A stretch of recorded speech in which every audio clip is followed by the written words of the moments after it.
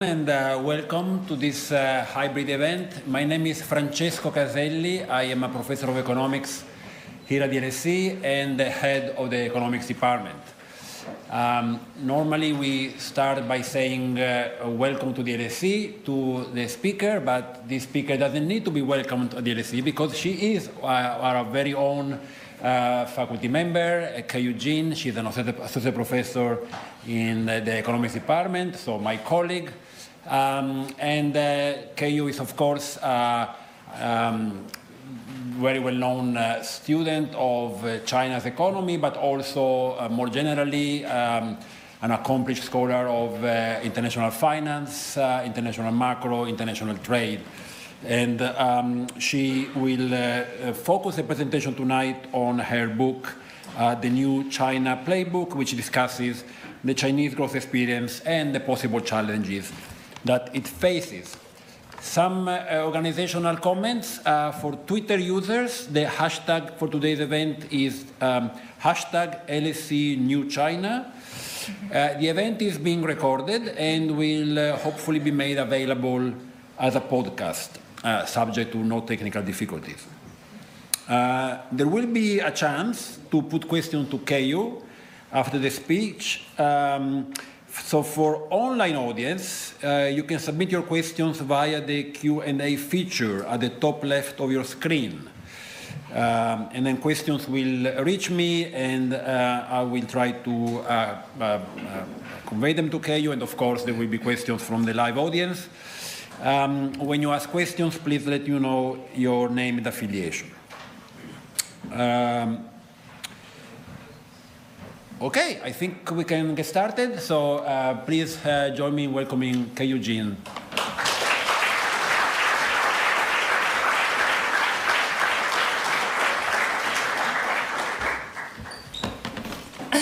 Thank you. Good evening, everybody. Thank you so much. It's a huge pleasure and privilege to be here with you today and to share some observations about China based on my latest book.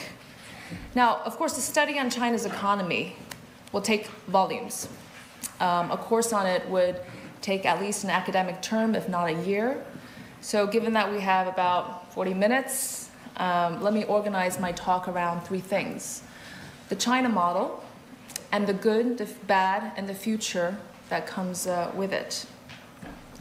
Now, many say that the Industrial Revolution was considered a miracle because living standards were raised by 75% within one human lifetime. Now, many in the generation born before me in China would have seen their living standards rise by 75 times within their lifespan. And it's not just that China has grown the fastest for the longest period of time in human history, nor that poverty rate fell from 85% when the time I was born to effectively 0 2 years ago. But it's also the first time in history that a developing country with only 25% of living standards of advanced economies is able to do cutting-edge technology on a broad scale. I remember the days when China was still a copier. It wasn't really that long ago, 10 years ago. It was the consummate, proud imitator. So YouTube had its carbon copy in China called Youku. Yahoo was Sohu in China. And Apple, the company, and fruit, found its equivalent in Xiaomi, which means little rice in China. And even the founder gave speeches wearing black turtlenecks. And by the way, we have our own copy of the San Francisco Bay Bridge in case you wanted to visit it in China too. But today it's a different thing. Just a few years later, China's the leader in EVs, lithium battery, solar cells, 5G, and is neck and neck with really cutting edge things with the US on things like AI and quantum. According to an influential study published earlier last year, China is leading in 35 out of 44 cutting-edge technology research. And here in Europe, we're always talking about the green transition. Well, last year, China accounted for half of the renewable investment in the world. And this young economy, because really the reforms and growth started from the early 80s, late 70s, went from copying to being copied by others. In recent years, it came up with lots of first-of-a-kind things, like the bike-sharing app, or of course, as we all know, TikTok. Something that I find both remarkable and disquieting at the same time is that despite the fact that Frost has decidedly set on US-China relations, that today, 4 out of the 5 of the most downloaded apps in the US are Chinese. So all of this defies conventional wisdom. Why? Because during China's most rapid period of growth, it consistently ranked bottom half in the world on really important indicators like rule of law, ease of doing business, or the corruption index. But probably, perhaps most troubling to people in this part of the world is that it wasn't just an invisible hand at work, but highly visible, interfering, ubiquitous, heavy hand of the state, meddling with virtually all aspects of the Chinese economy. And so inevitably, we have come up with somewhat of a popular sport to predict the collapse of the Chinese economic system. There are 6 different versions of it, starting from the 1980s. Every few years, there's a scholar, Gordon Chang, that keeps on predicting China's collapse, each with a different story, and there's a different version every few years of a new collapse story. 1998, economists figure, will China be next in the midst of the Asian financial crisis?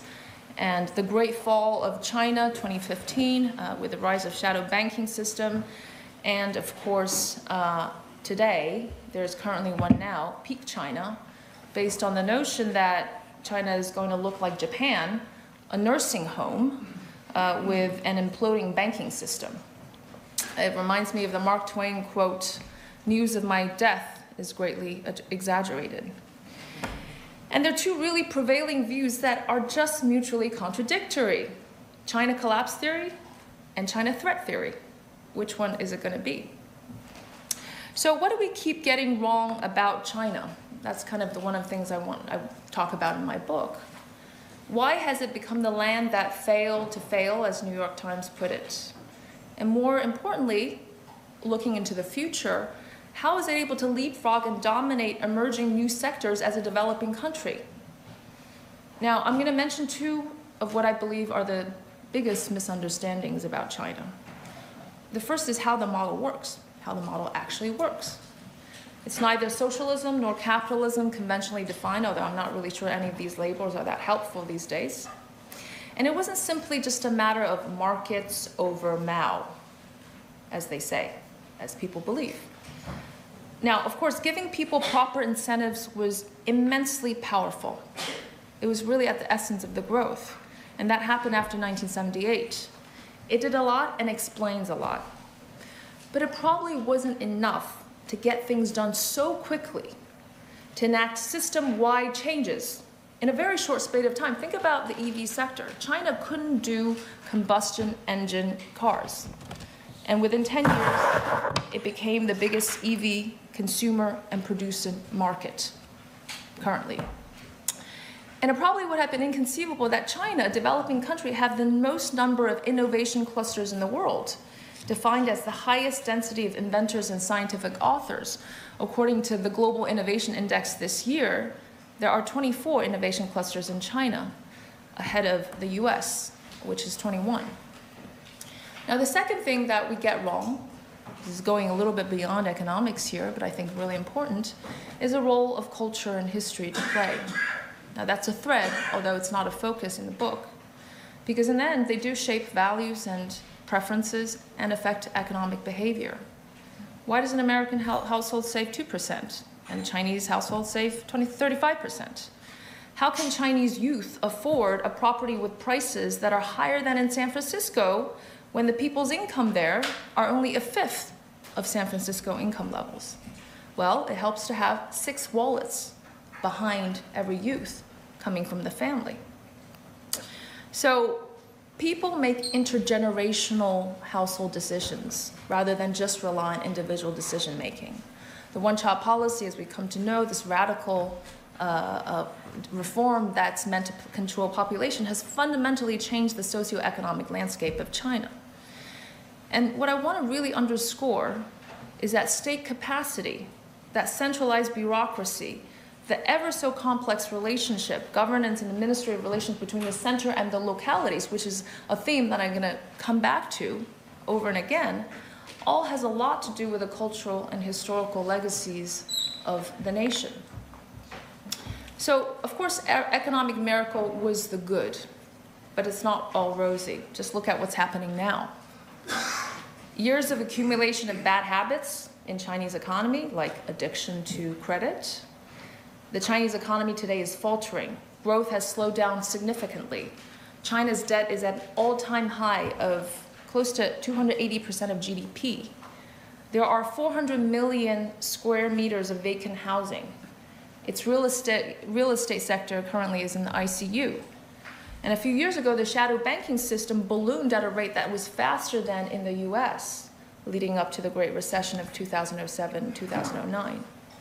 So I'm going to argue that the good and the bad, the miracle and the malaise, are two sides of the same coin. They're to be understood together as an integrated whole of this very unique political economy model, which I will describe. They are not disparate phenomena and should not be treated as such. So in the end, this, what we call high growth, high cost model, both of them are true, is at the very essence of the China Playbook. So what is the model? It's gotten a few new names, the Chinese economy: managed capitalism, government-steered market economy, the mayor economy, which is my favorite, all suggest a critical role of the state. So we usually think of China as being extremely centralized, as if all the decisions are made from the top, made at the top. But really, a more accurate description of the model is political centralization coupled with an extreme form of economic decentralization. So let me show you an example. So this is a graph of technology unicorns or private companies that are valued at above $2 billion US. Now we have the leader of the pack, which is the US, and China and Europe, which lags quite a bit behind. If you look at the top 25 internet companies, pretty much half of them are going to be US, half of them are going to be Chinese, right? But what's really interesting, and I'm not going to focus on the numbers here, is that they're actually distributed all over China, except the western provinces or the central province, the really, really poor areas. You have these unicorns in more than just Beijing, Shanghai, and Shenzhen. It's really pretty much spread all over different cities. There are cities you've never heard of, like second-tier cities, that have created the global quantum avenue. And behind them is the story of mayors. So I just want to show you a figure of how important that local economy is. There are 1,500, more than 1,500 number of local government guidance funds. What are they?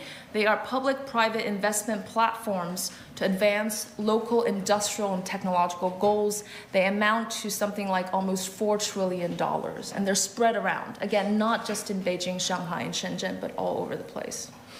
So what's the story here? I call this the mayor economy. It sounds funnier in Chinese because mayor economy and market economy sounds pretty much the same thing. 市场经济 and 市长经济. So it's a slant of the word, but it's a very different concept, obviously. So these mayors or provincial party secretaries all around China are running around building mini Silicon Valleys all over China. Places that you've never heard of, cities within one province. One would focus on chip design, another will focus on packaging, another would focus on manufacturing. And even the city of Suzhou, for example, which is known for traditional gardens, beautiful gardens and literature, has something like 1,500 autonomous vehicle-related companies. And all of these mayors compete with each other around China for the best companies, as if they're in a beauty contest. Now, an example I like to make, and this is by no means the only one, there's so many, of Hefei, which is a small city in comparison in China, it's about 5 million people, has staked a company called NIO. NIO is a global front runner of EVs, and their cars are going to be they're going to be driven in this country very soon. And they built an entire supply chain around this EV company, organizing, manufacturing capacity, battery makers, control systems, coordinating everything. And these governments shower them with preferential policies, not just financial stuff. Yes, they help them coordinate local bank lending, which is really important for these companies, but they also help them attract talent. They subsidize housing, they train workers, students, leverage social capital to help them raise venture money. They would go about everything they can to attract the best entrepreneurs. So that is kind of how it works on the mayor economy, and the idea is, oops, this was not supposed to come out this way. Let's okay, so let me just talk it through. What is the incentive of these mayors, right? Well, first of all, the key control of the central government towards the local government is personnel control, meaning that their fate, their career depends on, or their promotion depends on the central government's decision. Now, it used to be up until very recently that if you hit the GDP targets, brought in investment, you'd be much more likely to be promoted. And there's lots and lots of evidence, empirical evidence on that. But even beyond that, the mayor is really an equity stakeholder of the entire locality, of their jurisdiction. Because by bringing in good companies, helping good private companies, what do they get? Well, they get more jobs, which is really important. Retail sector, service sector, they can build an industrial clutter, and even the real estate which they own is worth more. Now, half of the revenues, fiscal revenues of the majority of local governments derive on land sales. So it's creating that ecosystem that helps them do well. So they are actually extremely friendly with private entrepreneurs. They're pals. They need them. The state needs the private just as much as the private needs the state. And I'd argue that the state even needs more the private even more now than it has ever been. And with this, when they create a good economy, they get promoted up the political ranks of the system, and they can even become the most powerful leaders in China. Lots of these provincial secretaries and governors, you have to go that path to become the ultimate on the standing committee and so forth. And even more so, another really key attribute of this system is that there's intense competition among the mayors, right? They compete with each other.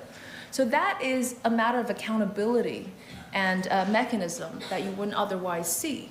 Now, if you are a company working in a particular locality and you don't get a friendly government, what can you do? You simply flock away and move to another place, and they will lose that ability to contribute to the local GDP. So that is what actually is incentivizing them to lend a helping hand rather than a grabbing hand, as is generally presumed to be the case when there's decentralization. I'm going to have to, oops, okay. So the second feature of this model is the enormous power that the state yields. And the Chinese state is extremely rich and extremely powerful. And there are three aspects of the power. One is the resources they control. One is the ability to allocate. And third is mobilization. Land, for instance, is owned by the state. State banks are controlled by the state enterprises, and the resources that they have, the monopolies that they have, are all part of the state. And it's able to allocate not only resources wherever it wants to, whether it's towards state enterprises, towards certain sectors, but it's also able to allocate losses on particular groups of people. And what I mean by that is that without much political impediment, losers and winners will have to accept the outcome. If you need to move an entire village to build a dam, it's done. If you have to close down some factories to make room for a new industry, it's done. Now, of course, we might cringe at all of this, right, at the thought of this, but this was the price of China's rapid modernization. The third feature is paternalism and tools of mass intervention.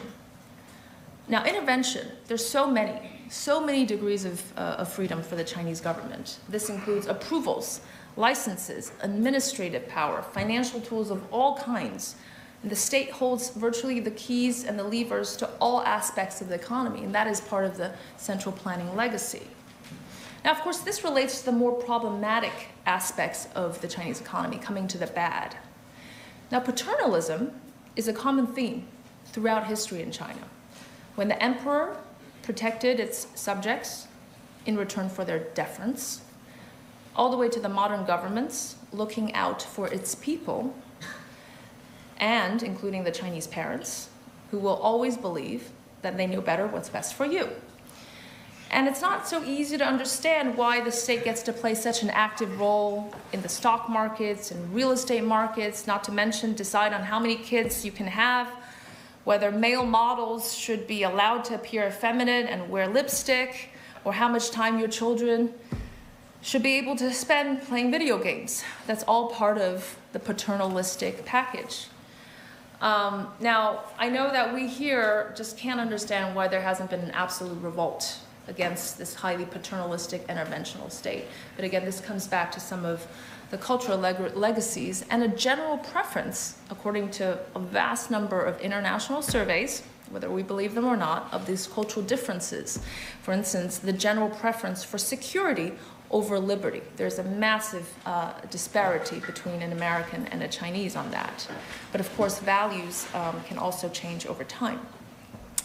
Now, these interventions, the meddling, have caused a topsy-turvy and highly boisterous financial system. Now, consider the following fact. Between 2000 and 2018, the Chinese economy grew four times in real terms.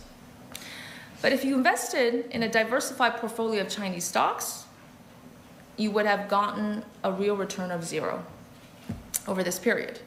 You would have done much better investing in a Brazilian or Indian stocks, which would have tripled in value. The only stock market index that performed worse than the Chinese A shares is the Japanese Nikkei, again, over the period where the Chinese economy grew the fastest. And what's more, not only has it had the worst performance, it's also substantially riskier than, say, the US markets. Why? Well, the Chinese government intervenes in these markets all the time, including real estate, both on the way up and on the way down, often calling on Team China, state banks or state enterprises to come in to help, all in the name of protecting retail investors, again, coming back to that paternalistic theme. But the truth is that they really just add uncertainty to the mix. More traders trying to front-run these policy changes, and the result is that these retail investors never learn. They never learn and need constant sources of protection, and we're seeing that currently as well. Similarly, that big brother or father paternalistic image, banks and big companies believe themselves to be too big and too important to fail because the central government always comes to the rescue. And that has created highly distortive behavior. Just look at Evergrande, the real estate property, thinking that it would be of no exception. It went on to do some very outrageous things. And by the way, this is not an exception. Companies that have trillions of RMB of debt, it's not just Evergrande. There are many, many, many. But it went on to do outrageous things like buy soccer clubs, build its own EV as a property developer. Lots of businesses are also investing in real estate that had nothing to do with real estate. So this sense of paternalism coupled with these motley of tools of the Chinese government can do a lot of either protection or harm, depending on how you look at it. But it's true that another fact is that China for the last 40 years, despite being a developing country and that being a common malaise, has never had a systemic financial crisis, something that can and substantially spill over onto the rest of the world and rattle markets at a global level. Why?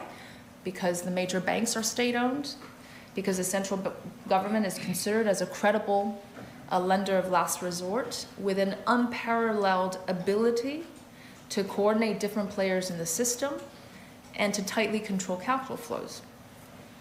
This is not something that most economies, most market economies can enjoy.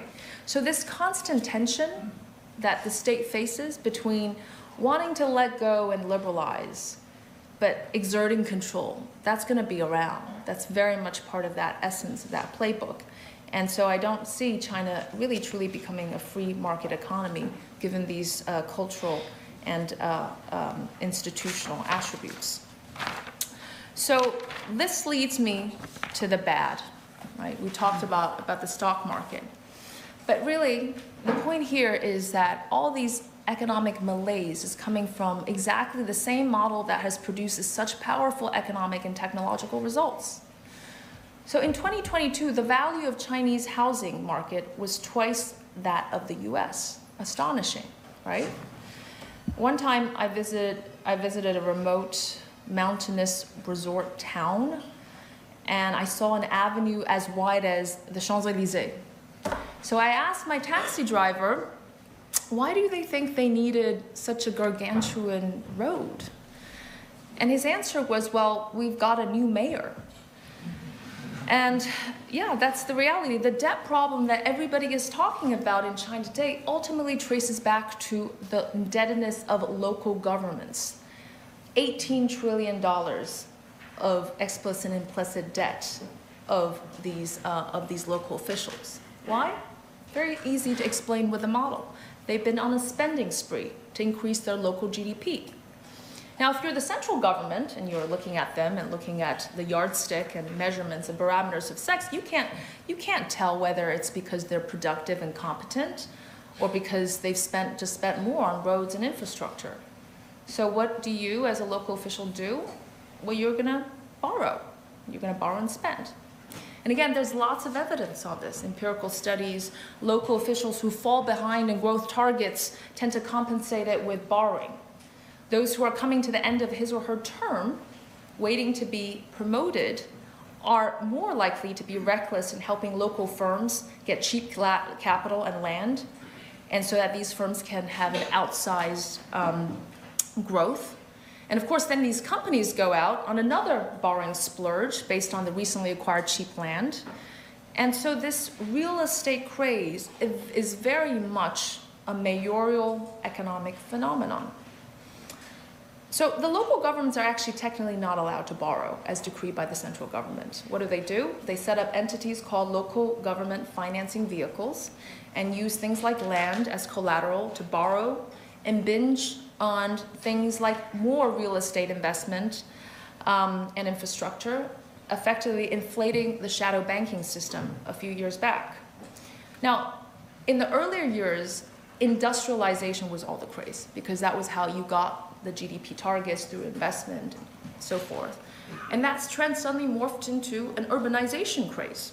Why? Because it was even quicker to deliver GDP targets and fill local coffers by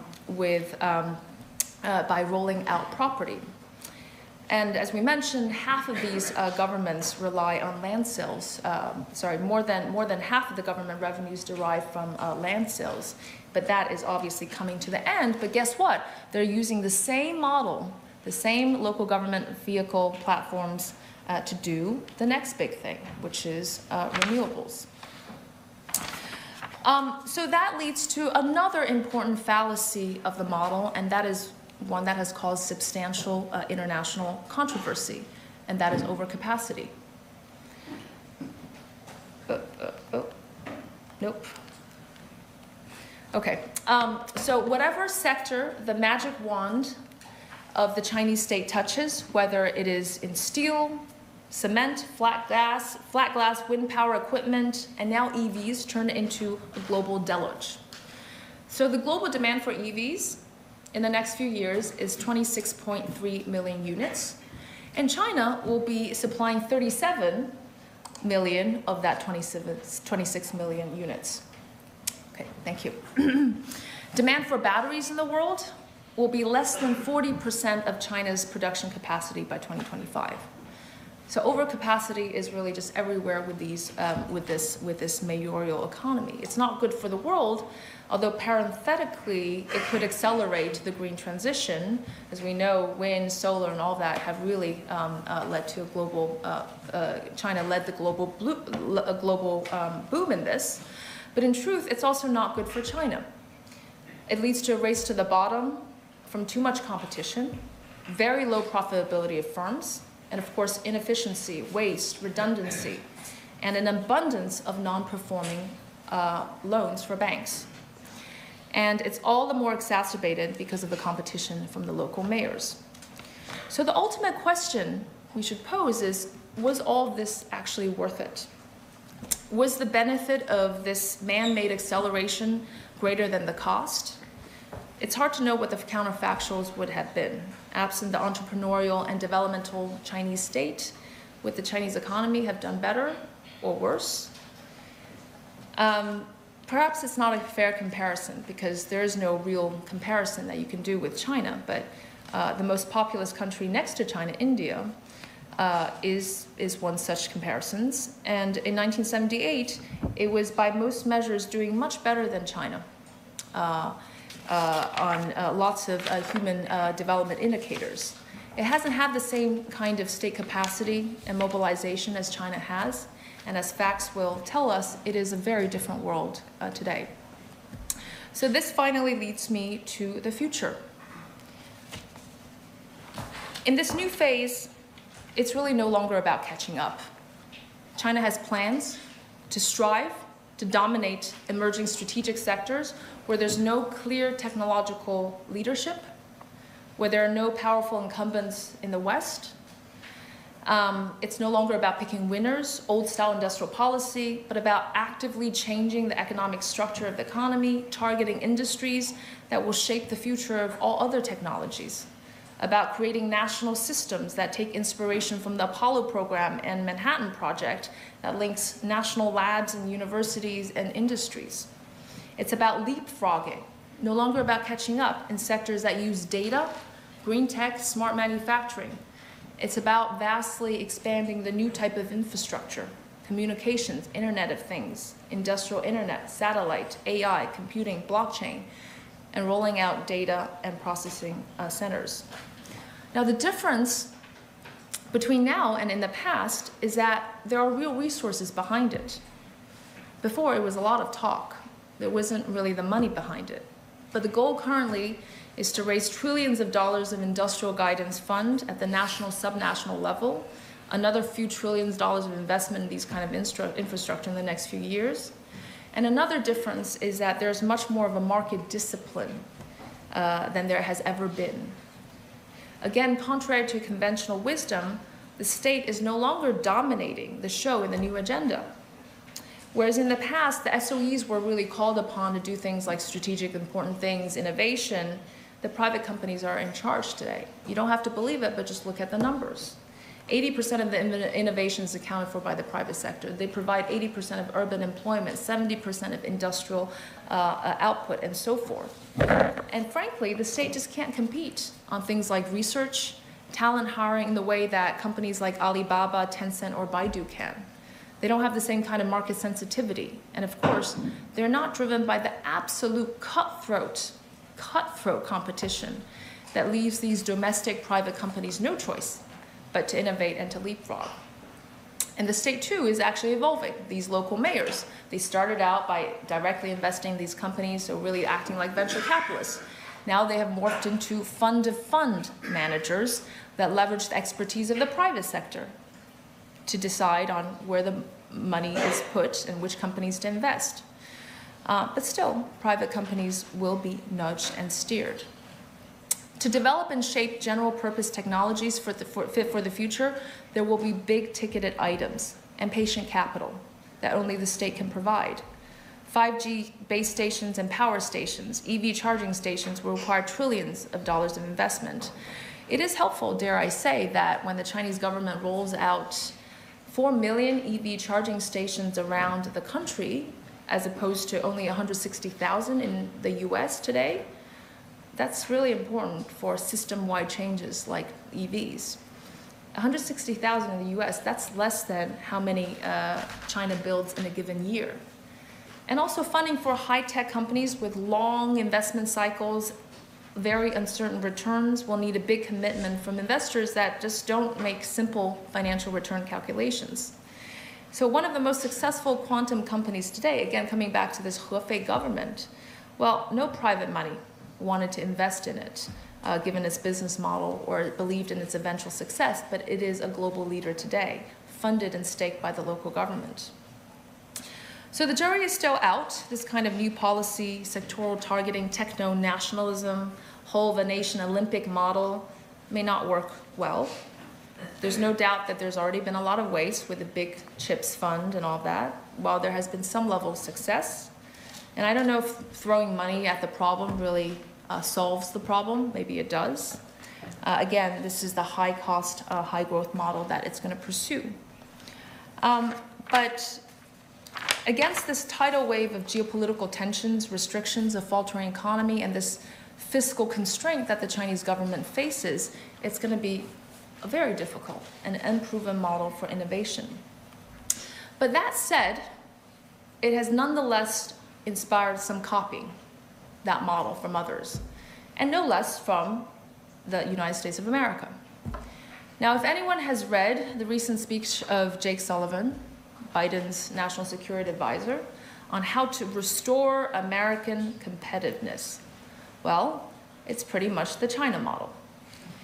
It talks about the latest CHIPS Act, Science Act, Inflation Reduction Act, and a whole lot of, quoting him, unapologetic use of state industrial policies. So actually these two countries really copy each other. You know, China copies American free markets, America copies China's entrepreneurial state, and then they point fingers at each other. And finally, I'd be remiss not to mention something I believe to be important for the future that lies beyond the political economy sphere, which we've spent 30 minutes talking about. And that's a radically new, different generation that will be steering the Chinese economy in about 10 years' time. In my book, this is a theme that weaves the chapter together. They are so different from the previous generations that have gone through the Cultural Revolution, Great Famine, seen the huge vicissitudes of the Chinese economy and the psychological and physical hardship that they had to endure. This new generation was born after the one-child policy, hugely confident, privileged, and prosperous.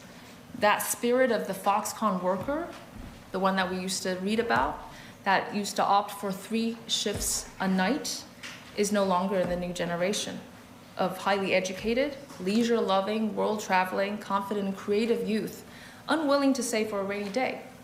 And with the help of fintech and e-commerce platforms like Alibaba, with one click, college students have no qualms about just clicking, borrowing to buy a lipstick or a new phone.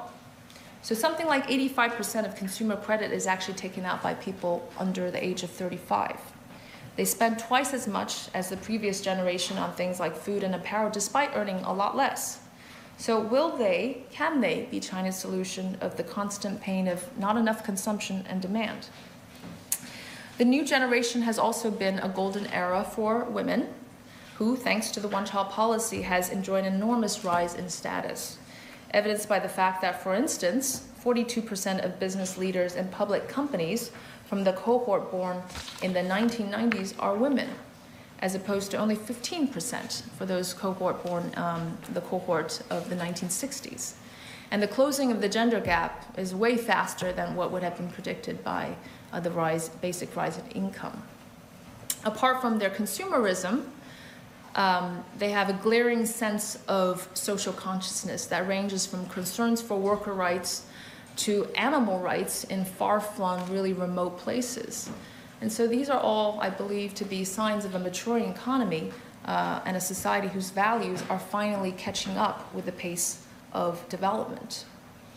So I painted a black and white, I have not painted a black and white picture for you when it comes to China, because it isn't really black and white.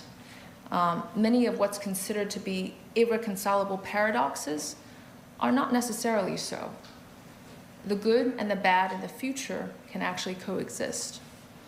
And so I like to think about the rise and the still uncertain success of China making its way up to hopefully a rich country status as simply a cycle of renewal. And eventually that baton is passed down to others because there's a certain advantage of backwardness that allows close followers to catch up and also avoid mistakes of first movers. And so China today is charting into an unknown territory and taking on massive risks. And that is the very essence of the new China Playbook going forward.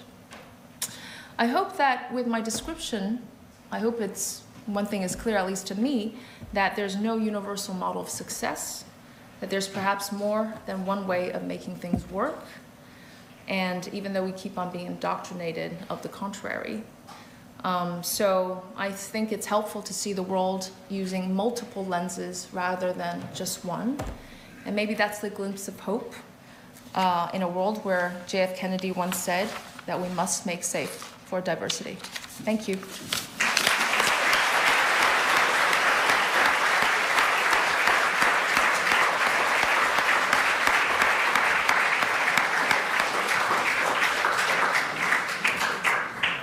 Thank you very much, Keyu. Wonderful presentation. QAI, obviously a tradition. I'm going to try to break the ice with a quick question, but start raising your hand and let me know that if you want to ask a question. Keyu, I want to start from where you ended, which is, when you talk about the bad, one of the things you stress is this high level of debts by local governments and other semi-state institutions. Talk about the future, you talked about a new generation that is very willing to take on a lot of debt. So which is the state debt is bad, consumer is good, or is that also potentially bad, and is that a risk factor for China? Whatever way it is, there's just going to be a lot of debt going forward. But I think what China now is suffering is a severe deficit in demand coming from the consumer side. And so if that is shifted to the consumers because of better credit systems and financial system, I think it would help more, because right now China has way more overcapacity and out of demand. That's where we're seeing a lot of deflation. So if I had to pick between the two, it would be shifting. But I do think that the new generation will keep the Chinese savings rate at bay. The whole controversy of current account surplus and too much saving, I think from the look of it, it will change when they arrive. And there's not a lot of policies that can change the current generation's thinking. So one question's up here, about halfway. And then, okay, I'm going to take three. So then, yeah, I meant you, but it's fine. But it's going to be next. The two. Okay, thank you so much for the presentation. It's really give a quite good model, a bit overview of the model. And I would like to ask about how the Chinese investments are going to be, that are trying to be done to the other developing countries, for example, like other emerging economies, such as the Southeast Asia. Is there going to be one of the projects that are China trying to push in order to maybe overcome the debt that are facing right now? Thank you. Maybe take three questions and then, is it okay with you? Yeah, sure.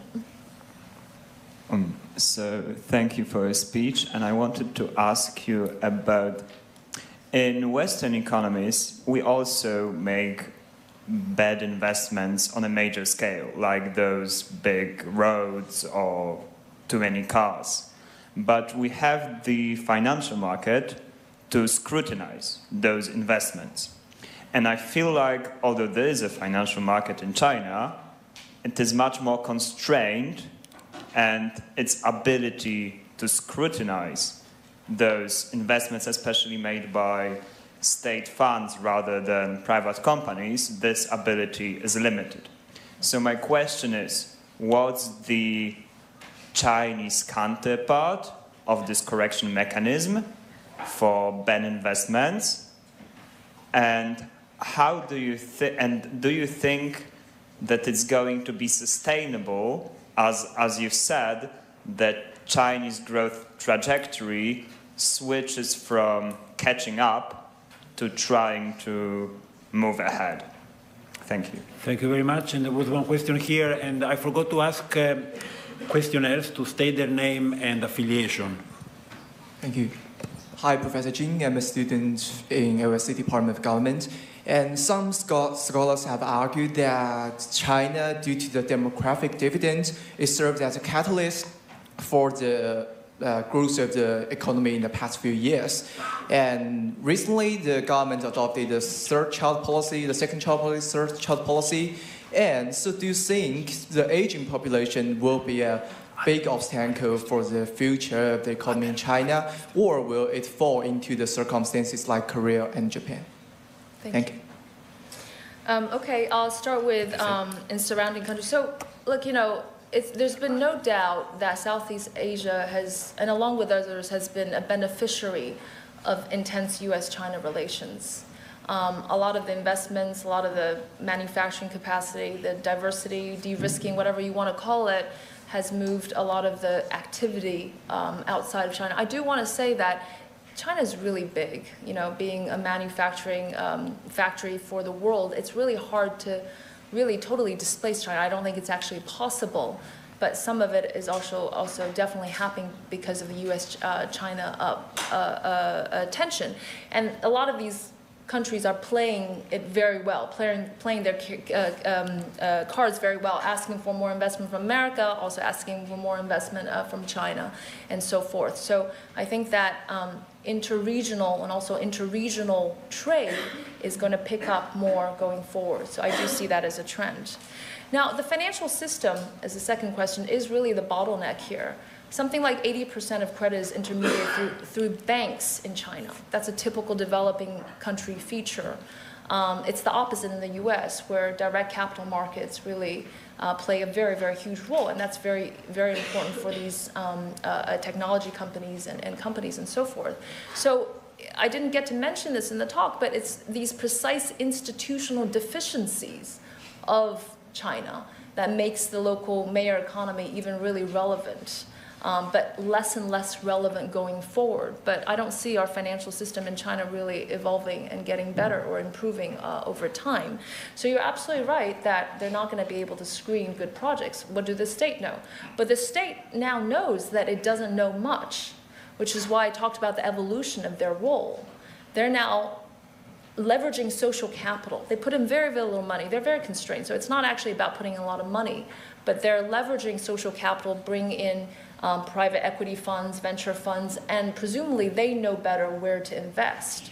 And they would be picking the more promising companies, which they will eventually stake or help out. So it's that arduous process, not through the financial system, that is both costly, but that is, I guess, the best they can do. And that, again, is an evolving process. The third question is about demographics. Now, I'm of the minority view that demographics, aging, is not of the first order problem in China. Why? First of all, you got 1 billion people who are still living under $300 per month. They're not really middle income by any measure of international standards. The majority of these people living in rural areas are severely undereducated.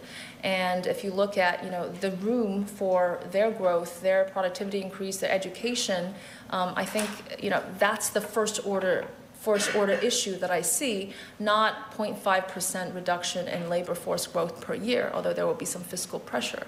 Now, I talked about the cultural legacies. This one-child policy has had profound impact on the society. People don't want to have kids anymore. Maybe it's because habits have changed. Maybe it's because housing is too expensive. Maybe it's education that's becoming too expensive. But the government is trying very desperately to change that. But again, if you look at China today, what I think is to be a much more important problem is the massive skill and education mismatch in China. 100 million college graduates, you know, basically without the skills that matches with the economic structure. Thank you. Okay, let's do 3 more from the audience. Here, second line, second row, here. Name and affiliation, please. Hello, Professor Jin. I'm the master student from the LSE Management Department. You mentioned the mayor economy in the book, and each mayor are compete with each other by increasing their GDP. But at present, the cities from south are the main economy center of the gravity in the China, and there is a huge disparity between the north and south. especially reflecting economic growth and industry production, investment, and consumption. I want to ask, what's your opinion on this phenomenon, and how can we achieve the balance between the south part and north part of China? Thank you. And one question in the 1, 2, 3, 4, 5, 6, 7th row. Yes, you're there, yeah. Thank you very much. My name is Belinda. I'm a policy advisor on Chinese climate policy and diplomacy. Thank you very much, Professor Jin, for the talk, and especially also highlighting China's dominant role in EVs and other renewable technologies, which is, of course, met in the West by massive concerns and a de-risking agenda. So my question is, how can we build more resilient supply chains of green technologies? Because, of course, China has played a massive role in bringing down prices and accelerating the low-carbon transition. So in other words, how do we de-risk supply chains without increasing climate risks? Thank you. Thank you. And then come to the person here in front because he bought the book.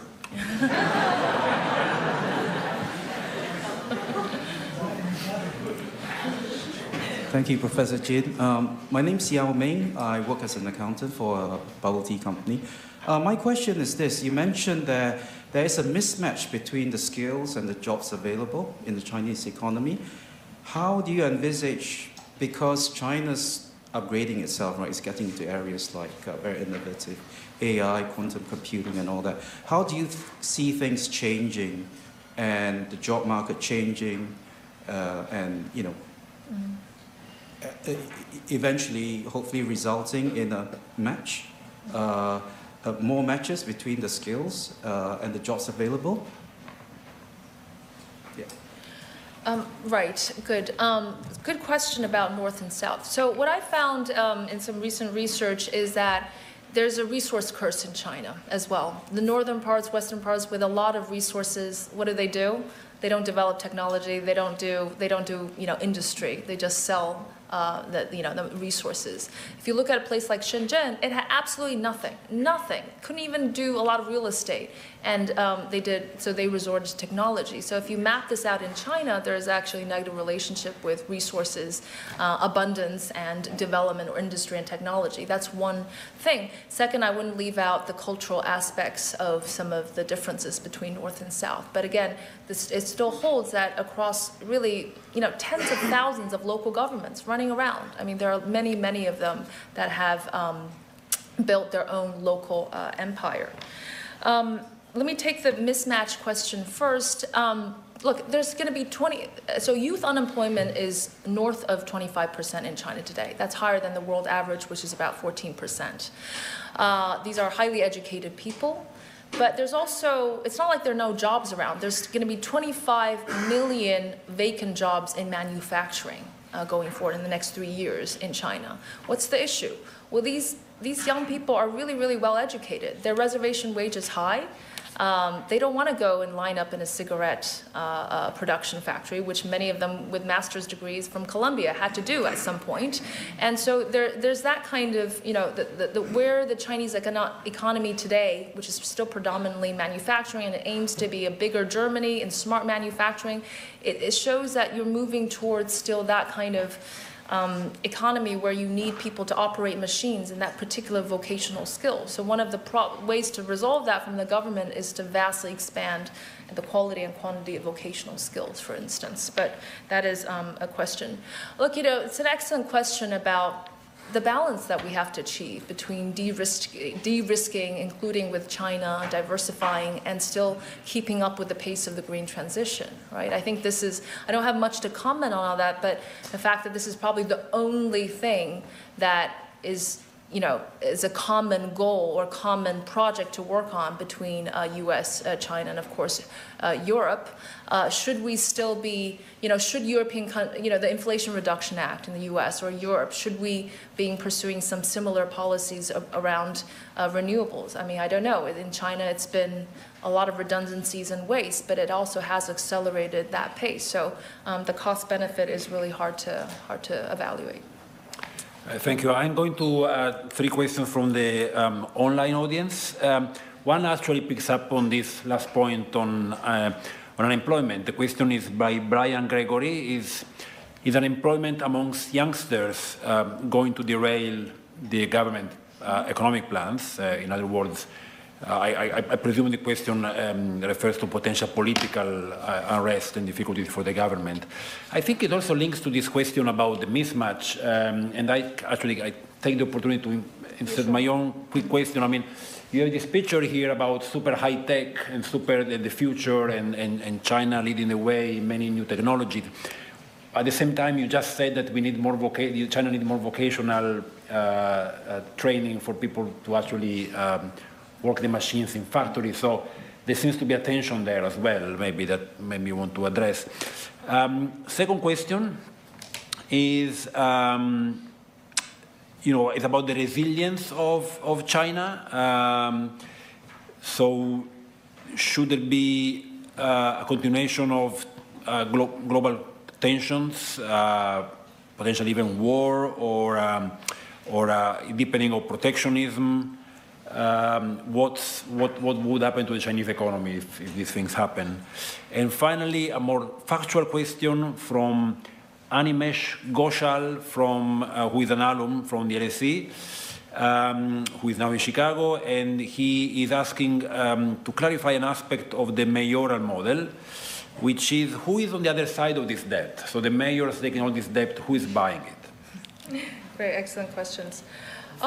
I think there are a lot of tensions on this topic, and the other tension is demographics, right? On the other hand, you're worried about the aging population, not enough workers. So what is the Chinese government doing? They're now vastly doing industrial policy on robotics. So China accounts for a huge share of exports in world robotics, and we obviously, we have studies on that. So I think there are multiple things going on. When the direction is not really trying to mimic America, the knowledge-based, financialized economy, but really become a big and smart Germany, that's where things are being steered. If you leave it onto its own devices by the market, that's obviously the question. The Chinese government, in its mind, is afraid that a lot of things will be going into things like internet models and these business models that are not in high tech. The model of success for the Chinese government is that those kind of really high tech stuff. So in terms of vocational training, it's about workers that are relevant for that. But back onto the really important political question. The Chinese authorities are looking every day carefully at the new generation. I mean, they are really, they were very supportive of the administration, so they are really important politically. But I'd say that currently what is much more worrying is not so much the youth unemployment, and that comes back to some of this dynastic household, intergenerational risk sharing that we talked about, but really about real estate. Because every Chinese person owns a real estate. Not everybody has a 23-year-old without a job. So if they let the real estate market really let it go and then prices really drop by 30%, that is more of a political threat than currently with the youth. Some of them believe that it's also a cyclical matter. When the economy becomes better, this will be partly resolved, but they are keeping an eye on the youth. In terms of resilience, look, I think lots of governments are using protectionism, national security as an excuse to do old-style protectionism. We're seeing that around the world. That's actually not really currently what China is doing in terms of its opening up. But in terms of, I think, the real question behind this is military conflict and war. Look, I don't know if we can predict. I can't predict whether there's going to be a war or military conflict, although miscalculation is very, very dangerous. But I just say one thing, which is the Chinese people, they get it. They get that peace is the absolute kind of foundation and basic condition for continued prosperity. And their reference point is still overwhelmingly on whether their kids can go to have a better job, and then whether they can, have an urban apartment. So it's very, very practical. And with the one-child policy generation, the saying goes that, parents that only have one child, they're going to be very reluctant to see any kind of that, conflict break out. So I think that is the basic attitude of the Chinese on how important peace is, and we tend to underestimate that. On the other side is the commercial banks. the state banks are, local banks, state banks are absorbing the local government debt, and part of it is to give them time to resolve it on themselves, by themselves. Maybe one last round, yes. Here, on the left. Here, yeah, go, yeah. Yeah. Hi, thank you very much for your talk. I'm an LSE alumni. So my question is a bit theoretical, but hopefully it's answerable. So you talked about the China model being inefficient but stable. But I was thinking, what keeps it stable? Because as you mentioned, there are so many inefficiencies, and the government trying to intervene in, a lot of policies in the markets. So it seems to me that, there needs to be some sort of forces to keep it stable for a long time, and we have seen that the China economy has been stable. So can you just expand a little bit on why the model is stable, please? Okay, here in the middle.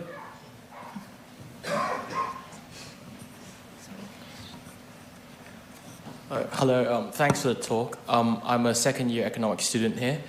My question is about the book more. So having published the book, say last year, April-ish, I think, and then you probably written it sometime before it, and now having experienced the rest of 2023 and a bit of 2024 now, would there be any topics inside or main themes that you maybe change a bit, or would you? I mean, if you have the chance to write a new edition, right? Would you be doubling down on any ideas inside, or maybe having different views in different chapters, etc.? You have to wait for the next book. Gentleman up there. Yeah. Hello, my name's Vivek. I head up economics and research for Pacific Basin Shipping. We're a shipping company that ships a lot of dry bulk commodities to China. So things like iron ore, coal, grains, bauxite, copper concentrates, that kind of thing. Last year in 2023, everything I read was about how poorly the economy was performing. Yet growth in dry bulk imports was an absolute record year. It was even more than 2009 when China did a big bazooka stimulus. So I haven't been able to find anyone that can explain that dichotomy, between poor economic data on the one hand, yet record dry bulk imports on the other hand. Not just record dry bulk imports, but record growth in dry bulk imports. So what's going on? How can we explain it? Okay, thank you. Was that three? Okay. Stable, look, we don't really know what's going to happen in the future, but at least for the 40 years, we haven't had a major financial implosion, as I mentioned. And that also comes back to the various levers, the huge apparatus that the government can control. And I mentioned this coordination, right? The state can coordinate the state banks, again, part of this government, the borrowers and lenders. They have lots of different tools. Unless it's a perfect storm, okay, where all the state banks are failing, and the real estate is just imploding, and everything is just happening all at the same time, they have some leeway to make it. For instance, the financial crisis is a crisis of confidence normally, but the central bank is still a very credible lender of last resort and does all that coordination. So stable in the sense that also they can change policy very, very quickly, right? As I mentioned, without the political impediment, and change policies and adapt and adjust fairly quickly. So I wouldn't read anything as kind of permanent, any of these policies as permanent in that sense. The question about 2023, I think a lot of what we're seeing today is exactly the repercussions of the model, right? I don't think we should be reading this huge debt, the real estate craze, the kind of slowing down economy as somehow it's a new thing. It's just the other side of that model. So in that sense, if I were to write an extended version that would be more applicable to 2023, 2024, I would probably emphasize a bit more on exactly why the bad comes out so vividly. But again, not from some new thing, but it's just a side effect or symptoms of that same model. If I understood the question about the dichotomy between why commodities was doing fairly well, is that right, and the slowing down economy? I did also hear that companies like Rio Tinto, that the Chinese demand for commodities was still solid. Look, I think, first of all, the Chinese government compensates the problem of the economy not by having a huge stimulus on the demand side, but doing lots more infrastructure investment. And some of this new type of infrastructure that I mentioned around renewables and data centers and so forth. I don't know if that is part of the answer to this, but what we're seeing is a really, really problematic economy, and it's just a demand problem. The Chinese government thinks it's a structural problem and wants to solve it from the supply side, whereas they're very reluctant to do the kind of traditional Keynesian stimulus, and that is very much a preference of the government. So we are seeing a really faltering economy on the demand side that trying to be made up through various fiscal policy. That's the best I can try to understand this, but I'd say that despite your optimism, the Chinese economy is in pretty bad shape currently. Okay, I wasn't expecting to end up on that note, but thank you very much, Keyu. It was a really, really interesting evening.